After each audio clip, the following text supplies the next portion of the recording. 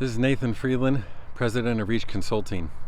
If you're a pastor, I bet you might sometimes struggle with wondering where your youth pastor is, if you have a paid youth pastor. It's always surprising to me that I get a lot of inquiries from senior or lead pastors wondering, what do I do with my youth pastor who's never in the office? He comes to staff meetings, and I know he's here on Wednesday night or Tuesday night youth groups, and maybe sometimes he preaches on Sunday mornings, but I don't know where he is the rest of the time. I used to work with a couple of pastors that struggled with this.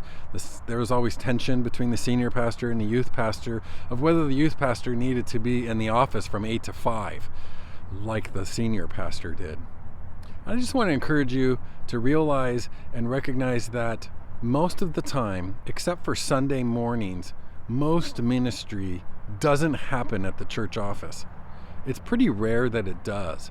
And youth pastors today really have to constantly evolve their ministry in order to reach the kids of today. We all know that kids of today really have it hard. It's quite challenging with social media and the pressure of being politically correct and the regular school pressures and dealing with their friends that think differently or whose parents think differently.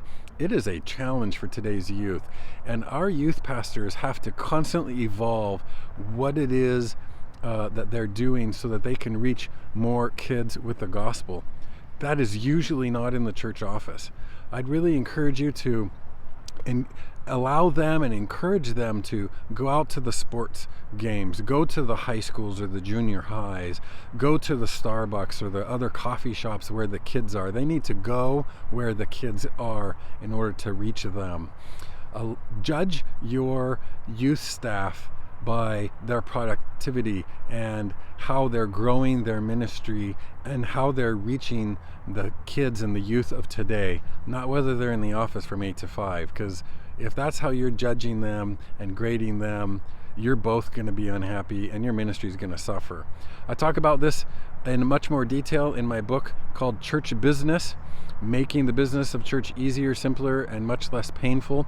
You can check it out at www.church.business. It's also on Amazon. We'd love to have you read more about this, as well as lots of other quick and easy topics of how to better your leadership skills in the church business. You love the business of church. Let us help you with the church business.